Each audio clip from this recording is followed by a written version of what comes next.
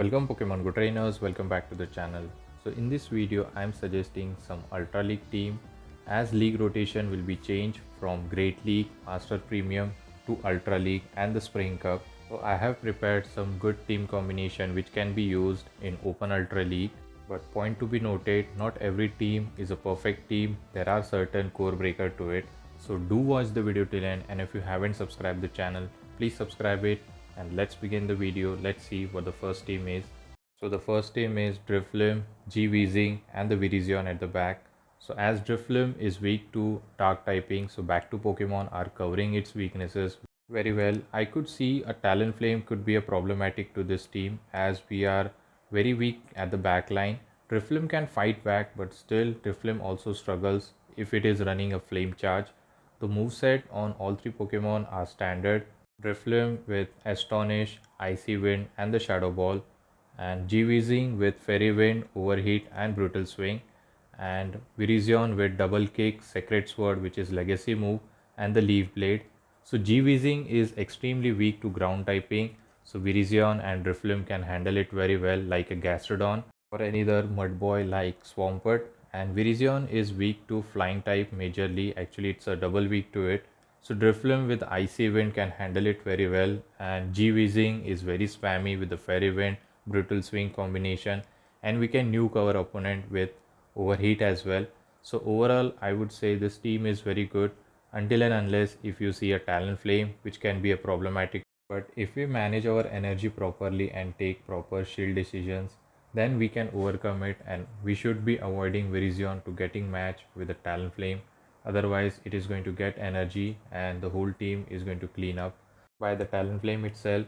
So let's move towards the next team, and the next team is Zygarde, Tentacruel and the Lickilicky. So Zygarde will be in the lead, our safe switch is Lickilicky, and the closer is definitely a Tentacruel. So Zygarde is basically weak to ice typing and the fairy typing as well. So back to Pokemon are covering their weaknesses very well, and Zygarde is very bulky. Actually all three Pokemons are very bulky, and the moveset on all three Pokemon are standard, which is Dragon Tail, Crunch and Earthquake. On Zygarde I would recommend to run Earthquake instead of Bulldoze because Bulldoze is very crap move on Zygarde. It doesn't do that much damage, and on the Lickilicky it's Rollout, Shadow Ball and the Earthquake. You can go for Solar Beam as well to knock out those ground typing Mud Boys, especially the Gastrodon and the Swampert, maybe the Feraligatr as well. But I think Shadow Ball does a good amount of damage, so it's good to go for Shadow Ball Earthquake combination. And on the Tentacruel it should be Poison Jab, Blizzard and the Scald. So all three Pokemon are very bulky, so there might be a chance where you don't have to invest any shield, but don't do that mistake. Don't save your shield for the next season. Always shield wherever necessary, even though they are bulky Pokemon, but still there are some hard hitter Pokemon which can one shot them, especially the Shadow Feraligatr.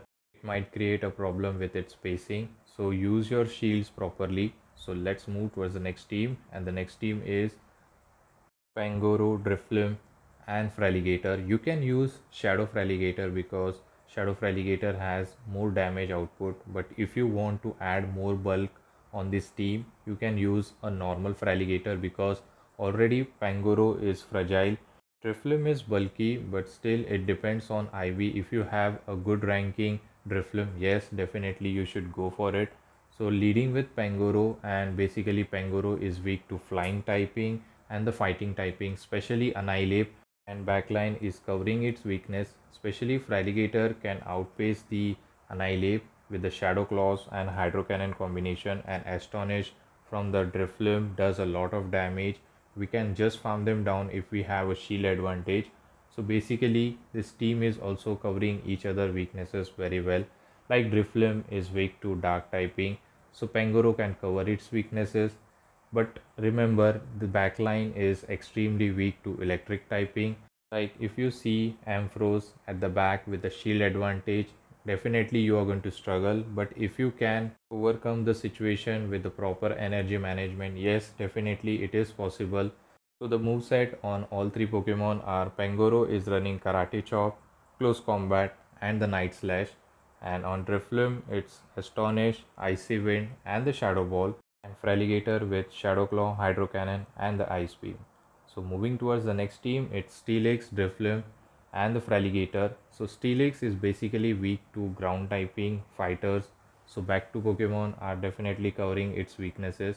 Steelix is very bulky Pokemon with Thunder Fang, Psychic Fang, and the Breaking Swipe. Can irritate opponent with a debuff in attack and defense as well. You can run a nuke move which is Earthquake because it is useful when Steelix is in a mirror match, and back to Pokemon are covering its weaknesses of fighting typing and the ground typing, especially Gastrodon, Annihilape, maybe a Primeape as well.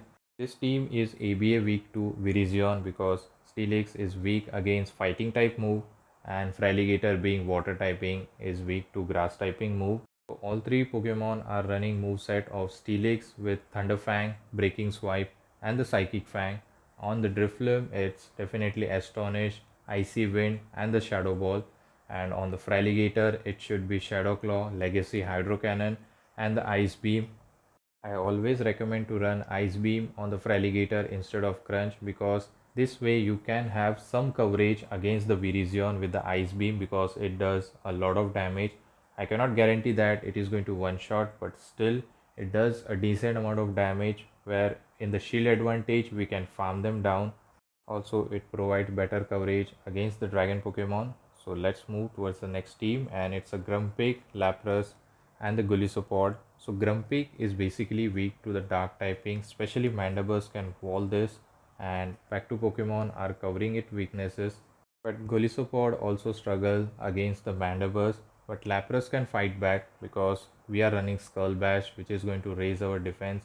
Fast move are definitely not going to do anything, so the Mandibuzz could be a problematic to this team. Otherwise we can handle any Pokemon.